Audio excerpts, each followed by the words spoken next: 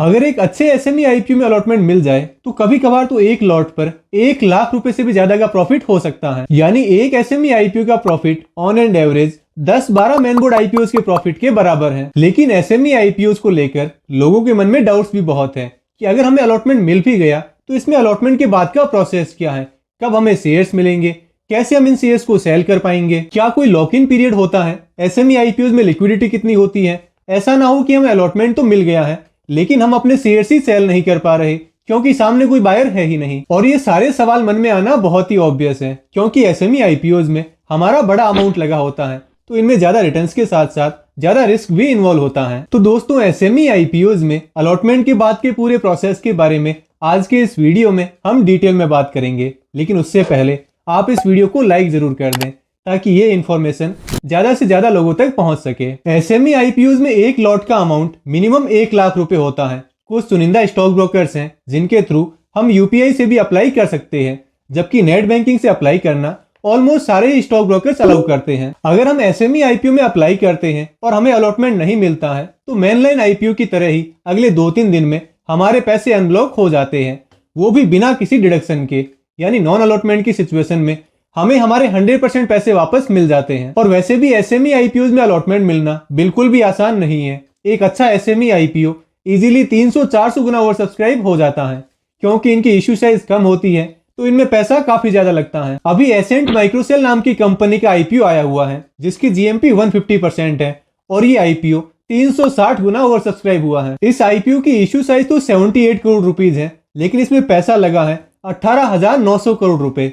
तो allotment chances के बारे में तो आप आइडिया लगा ही सकते हैं। लेकिन अगर बाई चांस हमारी किस्मत अच्छी है और हमें अलॉटमेंट मिल जाए तो देखिए सेबी का T+3 वाला जो नया रूल है वो एसएमई आईपीओ पर भी एप्लीकेबल है।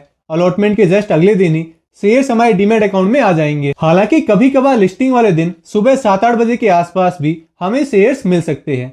अब एक ऐसा पॉइंट जहां लोगों को सबसे ज्यादा डाउट्स है कि एसएमई आईपीओ के शेयर्स सेल कैसे होंगे, इसमें कहीं कोई दिक्कत तो नहीं आएगी। तो देखिए मेनलाइन आईपीओ की तरह ही एसएमई आईपीओ की भी एक लिस्टिंग डेट फिक्स की जाती है। उस दिन ये एसएमई कंपनीज लिस्ट होती हैं और इनके शेयर्स मार्केट में ट्रेड करना शुरू करते हैं। लेकिन इनकी लिस्टिंग एनएससी या बीएससी पर नहीं होती है। इनके लिए 2 अलग एक्सचेंज बनाए हुए हैं, एनएससी इमर्ज और बीएससी एसएमई। और हाँ, रिटेल और एचएनआई इन्वेस्टर्स के लिए किसी तरह का कोई लॉक इन पीरियड नहीं होता है। लिस्टिंग के बाद हम जब चाहे जिस दिन चाहे अपने शेयर सेल कर सकते हैं। बस एक शर्त ये है कि एसएमई कंपनीज के शेयर्स लॉट वाइज ही खरीदे या बेचे जा सकते हैं।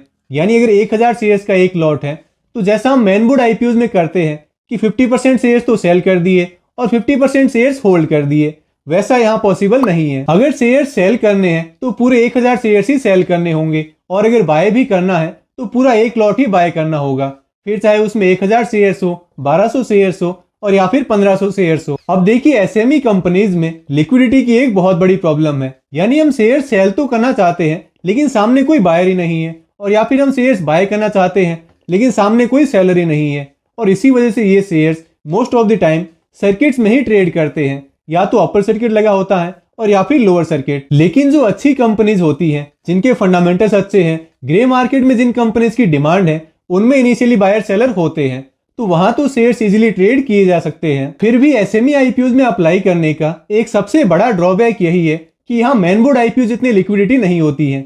लेकिन इसका एक सॉल्यूशन ये है कि हम लिस्टिंग वाले दिन प्री ओपन टाइम में ही अपने शेयर सेल कर दें। प्री ओपन टाइम में हमें कब और किस प्राइस पर ऑर्डर लगाना है ताकि हमारे शेयर सेल हो जाएं, इसके बारे में मैंने इस वाले वीडियो में डिटेल में बताया है।